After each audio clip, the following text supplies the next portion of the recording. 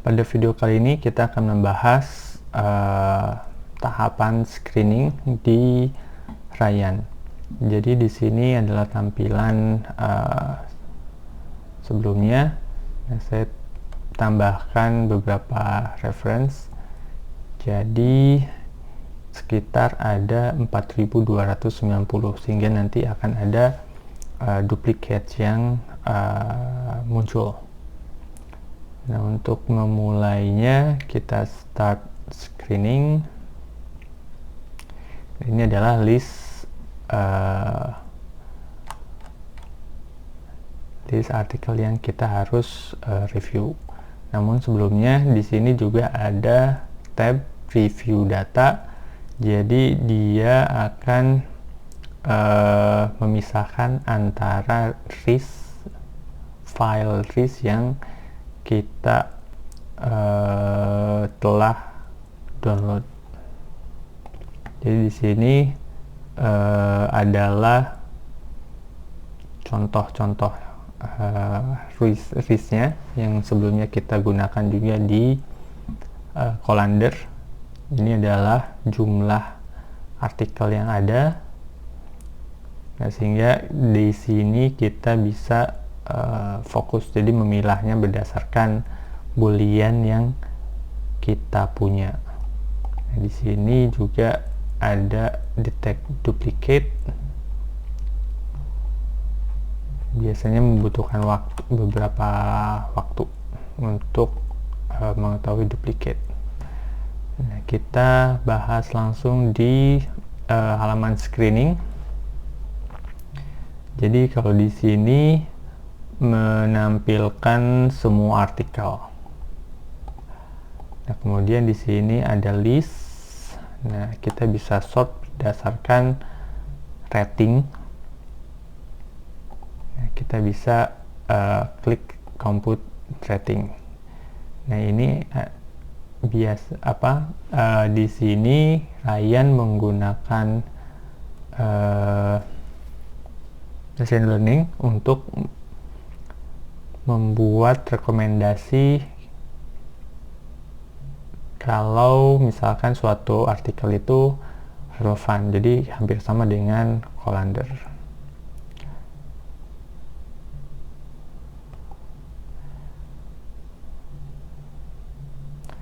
Nah, biasanya kita harus include dan exclude dulu sehingga komputer bisa belajar. Misalkan kita include semua, akan kita lihat judulnya, kemudian abstraknya. Nah, di sini yang lebih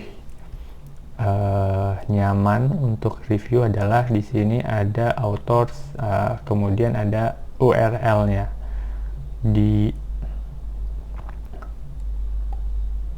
Colander itu kita hanya bisa melihat judul dan abstrak, kemudian jurnal, authors, namun kita tidak bisa ngecek kembali URL-nya di mana.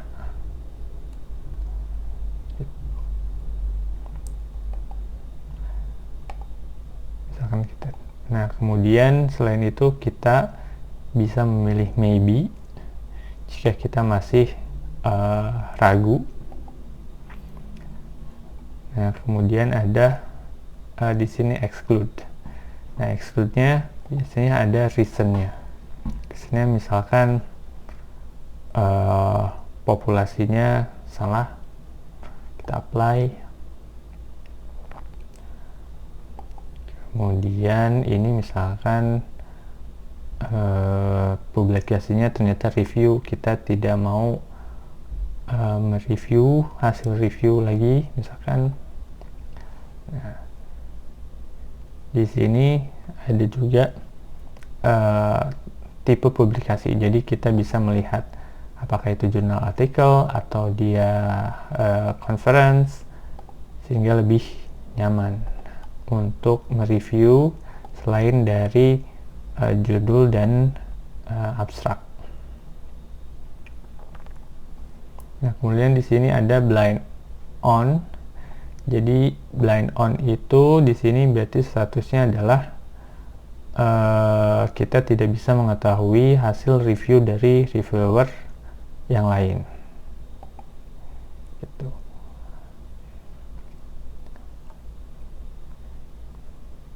Nah, kalau blind off berarti kita bisa mengetahui nanti kalau misalkan ada kolaborator lain yang telah melakukan atau melakukan keputusan, menambahkan keputusan dari reference tersebut. Fitur lain yang bisa kita gunakan adalah di sini adalah notes. Misalkan di sini kita ingin jurnal ini menjadi main jurnal gitu. Misalkan kita ingin mengecek reference yang dia citasi, misalkan kita tambahkan cek referensinya.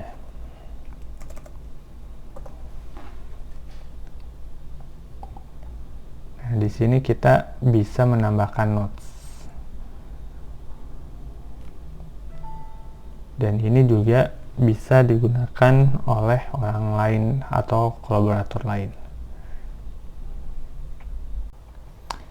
Oke, ini adalah tampilan jika kita melihat dari akun kolaborator kita. Jadi di sini adalah ownernya, jadi ownernya sudah melakukan 100% misalkan. Nah, kemudian kolaboratornya melakukan screening juga. Nah, di sini kita tidak bisa melihat yang telah dilakukan oleh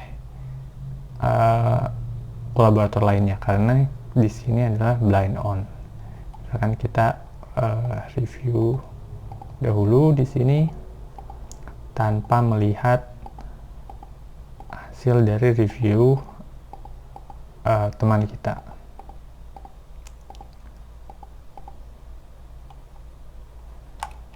Ini sudah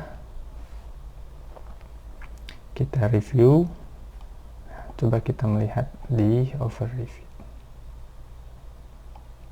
overview review. Nah, ketika kita melihat di sini 2 orang reviewer, di sini ada 5 konflik. Jadi ada 5 reference yang keputusannya berbeda. Nanti kita akan lihat.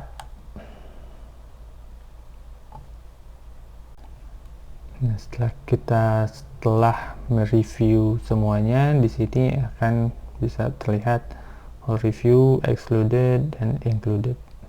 Kita bisa milih yang exclude saja, kemudian yang include saja. Nah, dari sini kita akan langkah ke tahap berikutnya, yaitu full text review.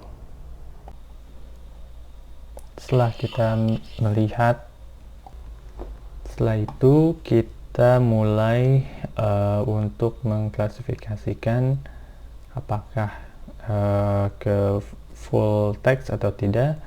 Kita bisa matikan blind on-nya sehingga kita bisa melihat mana yang dari kedua reviewer itu agree kalau itu masuk. Misalkan seperti ini.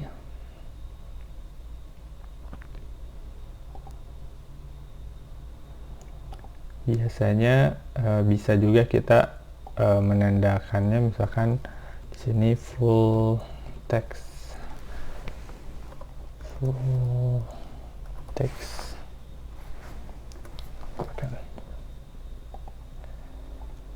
Oke. Nah, seperti itu. Jadi kita tahu mana yang bisa dilanjutkan ke full text, mana yang misalkan konflik. Sekian untuk video kali ini. Kita akan membahas tahap full text di video selanjutnya.